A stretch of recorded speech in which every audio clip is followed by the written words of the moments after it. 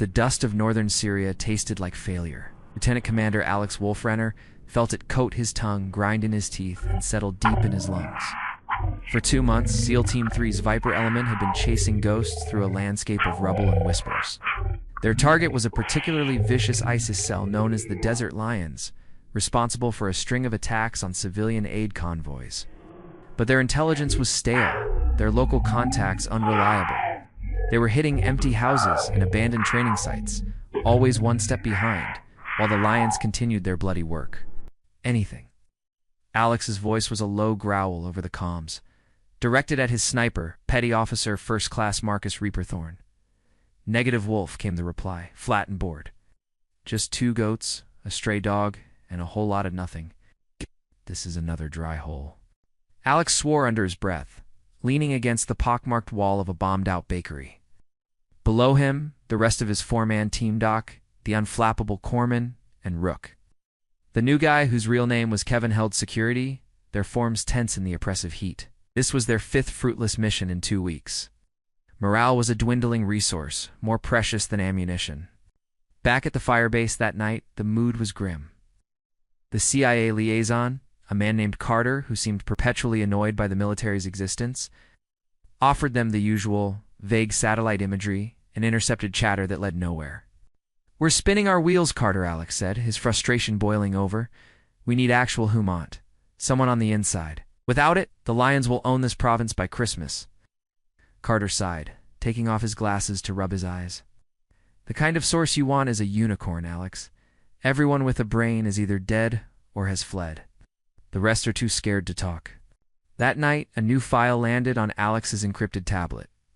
It was from Carter, but marked with a different handling code he'd never seen before. The source was designated only as Salim. The intel was brief, almost poetic in its simplicity. A set of coordinates, a time, and a sentence. A weapons facilitator known as the Merchant will meet 2 Lion fighters. He brings them suicide vests. It felt too good to be true. "It's a trap," Reaper said immediately when Alex briefed the team. "They're trying to draw us into a kill box," maybe Alex conceded. "But look at the coordinates. It's an open area, good overwatch, multiple exfil routes. If it's an ambush, it's a poorly planned one. It's a very, very smart one," Reaper countered. But they were desperate. They took the bait. The mission was unlike any they'd run before. Reaper, perched on a distant ridge, was their eye in the sky.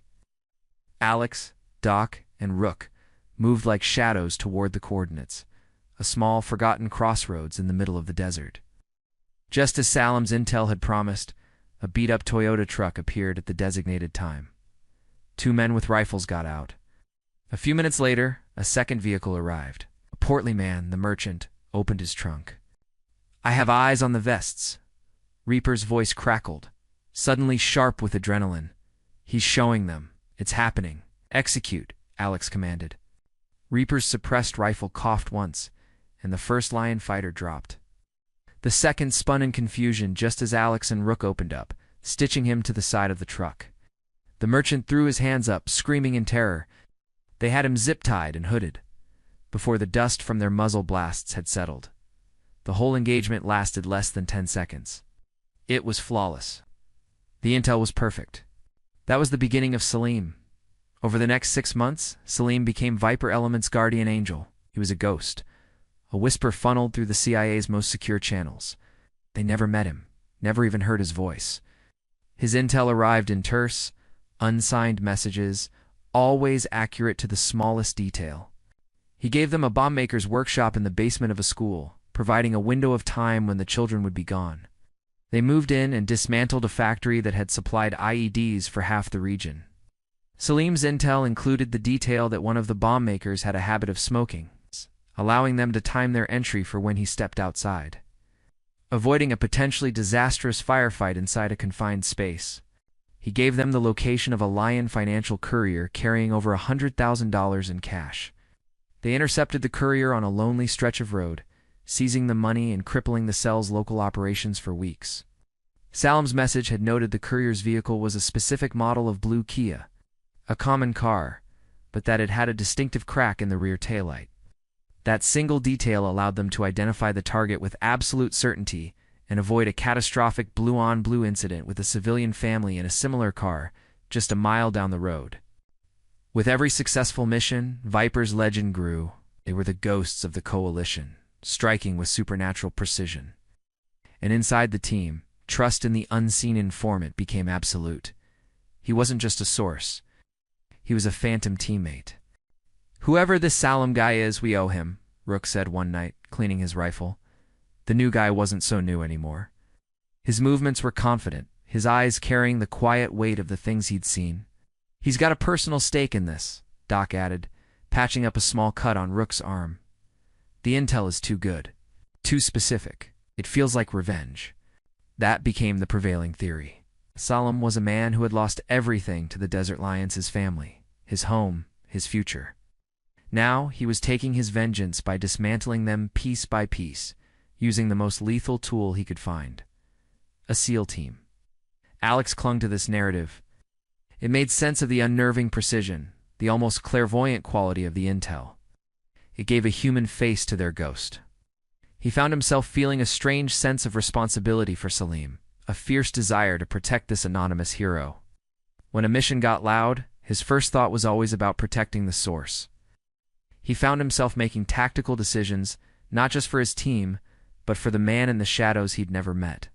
Carter, the CIA man, became a reluctant convert. His perpetual annoyance was replaced by a grudging respect. "Your boy is batting 1,000, Alex," he'd said after the Courier intercept.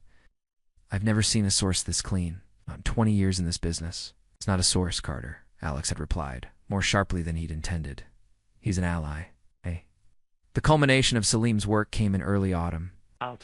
The message was the shortest they had ever received. It contained a single name: Abu al-Adnani. Even Carter's cynical facade cracked when he saw it. Abu al-Adnani was the emir of the Desert Lions, a brutal, almost mythical figure known for his public executions and his tactical brilliance. He was the head of the Snake, the man responsible for the murder of the aid workers that had first put Viper on the Lion's trail. Finding him was supposed to be impossible. "And Salim gave you a location?" Carter asked, his voice hushed. "A farmhouse, 20 clicks north of the river," Alex said, pointing to the satellite map on the screen. "Salim says he's meeting with his sub-commanders tonight to plan a major attack. A dirty bomb in a refugee camp." The intelligence package was richer than anything they had ever received. It included a detailed layout of the farmhouse, the number of guards, their patrol patterns, even the fact that Adnani had a specific affinity for a certain type of sweet tea, which would be prepared for him upon his arrival. It was everything. Too much of everything.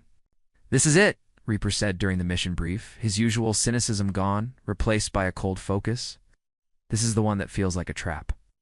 "Every mission feels like a trap to you, Reaper," Doc countered. "Yeah, and one day I'll be right," the sniper shot back. "This intel is too perfect, Wolf. It's gift-trapped. They know we trust Salim. They're using our trust to lure the whole team into one place and wipe us out." Alex felt a knot of ice in his stomach. Reaper was right. It was too perfect. He looked at Rook, who was methodically checking his gear, his face a mask of concentration. He looked at Doc, the steady rock of the team. He thought of Salim, the man who had guided them through the darkness for months, the man who had never once been wrong. Was this the endgame? Was his ally leading them to their deaths? He took a breath. "That's why we're not going in alone. I'm spinning up the QRF, air support on station. Carter's drone will be overhead the whole time. We're going in hard and fast, but we'll have the entire United States military ready to back us up if this goes sideways." He looked Reaper in the eye. "I trust the source." What he didn't say was that he had to trust the source. To doubt Salim now would be to admit that every success they'd had was built on a lie, that they'd just been lucky. He couldn't accept that. The night of the raid was cold and clear, the sky littered with 1 billion uncaring stars. 2 Black Hawks flew low and fast over the Syrian desert, carrying Viper element and a contingent of Army Rangers for the outer cordon. High above, the comforting drone of an AC-130 gunship, Calcine Spectre, circled lazily. "Spectre is on station," the pilot's voice came over the command net. "We have eyes on the target building. I count 10 individuals in the courtyard armed. Thermal shows at least 5 more inside." It was exactly as Salim had described. The Black Hawks didn't land. They flared, and the SEALs and Rangers fast-roped into a whirlwind of dust and rotor wash. The attack was a symphony of controlled violence. The Rangers moved to secure the perimeter, while Viper stacked up on the main door. "Door's rigged," Rook whispered, pointing to a barely visible wire. Salim's intel had warned them about the main entrance being booby-trapped. They bypassed it, using a frame charge on the western wall, just as the plan dictated. They poured into the house, a four-man hurricane of night vision, lasers, and suppressed gunfire. The guards inside were caught completely by surprise. They were hardened fighters, but they were not prepared for the speed and ferocity of a SEAL assault. It was over in seconds. They found Adnani in the back room, just as Salim had said he would be, hunched over a table covered in maps. He wasn't some fearsome warrior. He was a small, balding man in a dirty dish dasha. He looked up, his face a mask of shock and disbelief, reaching for a pistol on the table. Alex was faster, 2 rounds to the chest. The head of the snake was dead. The aftermath was a blur of evidence collection and prisoner handling. The site was a goldmine. Laptops, phones, documents, a treasure trove of intelligence that would cripple ISIS in the region for years to come.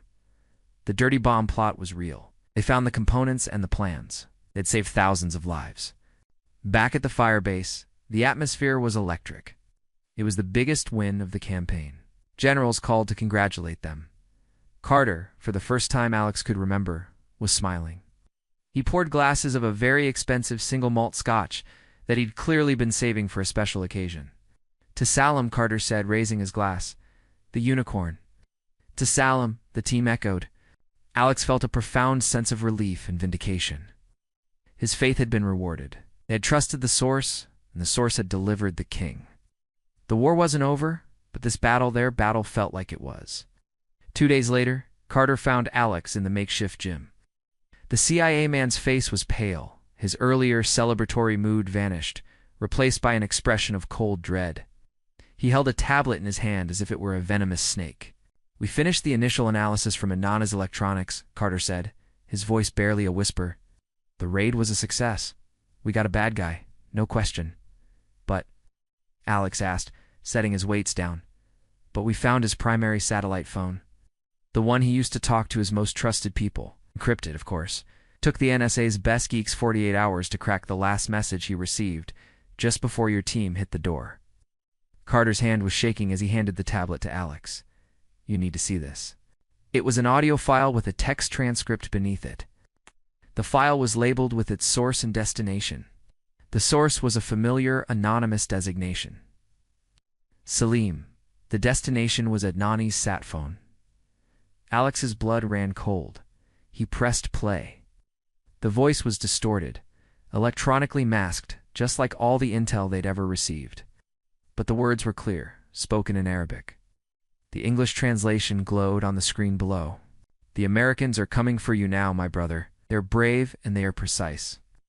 They believe they are serving their God and their country, and in a way they are. But they are also serving me." A long pause. Alex could hear his own heartbeat hammering in his ears. "You grew greedy, Adnani. You and the others. Your ambition became a liability. You brought too much attention, too much heat. You planned to attack the weak, the refugees, a move of desperation. I, however, build my new caliphate on strength, not fear. Your death and the deaths of all our rivals I have fed them these past months will be the foundation of that strength." The voice was calm, almost soothing.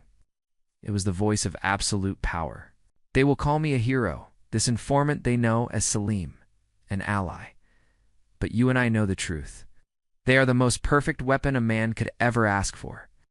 And they have cleared the board for their king. Give my regards to the 72 virgins. Tell them I sent you." The message ended.